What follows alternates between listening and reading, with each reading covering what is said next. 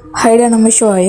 இன்றைக்கு அம்மா என்ன சொல்கிறாங்கண்டா, ஒரு கிட்டார் வாசிப்பவரிடமோ ஒரு பாடகரிடமோ இசை எங்கிருந்து வெளிப்படுகிறது என்று கேட்டால் என் இதயத்திலிருந்து வெளிப்படுகின்றது என்று பதிலளிக்க கூடும். ஆனால் அறுவை சிகிச்சை செய்து அவர்கள் இதயத்தை திறந்து பார்த்தால் நம்மால் அங்கு இசையை கேட்க முடியுமா? அவர்கள் தங்கள் விரல் நுனியிலிருந்தோ தொண்டையிலிருந்தோ இசை வெளிப்படுவதாக கூறினால் அந்த இடங்களில் தேடி பார்த்தால் நம்மால் இசையை கேட்க முடியுமா?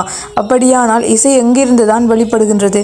அது உடலுக்கும் மனதுக்கும் அப்பாற்பட்ட இடத்திலிருந்து எழுகின்றது. அந்த இடமே பேருணர்வின் வடிவான இறைவன் வசிக்கும் இடமாகும். ஹைடா நமசிவாய. அதாவது இப்போ ஒரு கிட்டார் வாசிக்கிறவங்க பாடகர் கிட்ட போயிட்டு நீங்கள் உங்கள்கிட்ட இருந்து எப்படி இசை வருது அப்படின்னு கேட்டால் அவங்க என்ன சொல்லுவாங்க, எங்களுடைய இதயத்தில் இருந்து அப்படி வருதுன்னு சொல்லுவாங்க. ஸோ ஆனால் அறுவை சிகிச்சை செஞ்சு பார்த்தா தான் உள்ளுக்கு பார்த்தா தான் தெரியும். உண்மையாகவே அவங்க இதயத்திலேருந்து அந்த தொண்டையில் இருந்த இசை வெளிப்படுதான்னு பார்த்தா இல்லை. ஸோ அந்த இடத்துல தேடி பார்த்தா நம்மளால் இசையை கேட்க முடியுமா? இல்லை தானேடா.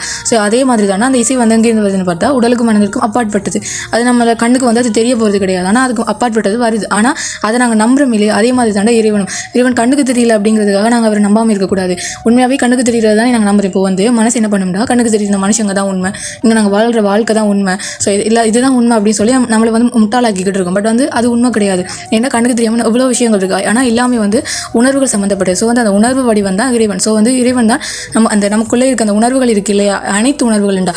இப்போ நமக்கு வர ஃபீலிங்ஸ் எல்லாமேடா இறைவனுக்கும் இருக்கு. ஏன்னா இறைவனுடைய ஒரு சின்ன துகள் தானே. ஏன்னா இறைவன் பரமாத்மா, நாங்கள் வந்து ஜீவாத்மா. ஸோ அவருடைய ஒரு ஜீவாத்மா தானே நாங்கள். ஸோ அதால் வந்து நம்மளுக்கு என்னென்ன ஃபீலிங்ஸ் இருக்கோ, இப்போ நாங்கள் மனுஷங்களை பார்த்தோன்னே நம்மளுக்கு ஒரு ஃபீலிங்ஸ் வரும் இல்லையா? ஸோ அந்த ஃபீலிங்ஸ் எல்லாமே இறைவனுக்கு நம்ம மேலே இருக்குது. ஸோ வந்து இறைவன் அதனால தான் நம்மளை படைச்சவர். ஏன்னா அவர் வந்து நம்மக்கிட்ட அதை அனுபவிக்கிறதுக்காக. நாங்கள் வந்து சுற்றி இருக்க மனுஷங்க கிட்ட அதை எதிர்பார்க்கறது தான் தப்பு. ஏன்னா அவங்களால அதை முழுமையாக கொடுக்க முடியாது. ஆனால் இறைவனால் அந்த உணர்வுகளை வந்து முழுமையாக கொடுக்க முடியும். அதாவது அன்பு, அவரால் நம்மளுக்கு அன்பு முழுமையாக கொடுக்க முடியும். ஸோ வந்து மனுஷங்களால் அப்படி கொடுக்க முடியாது.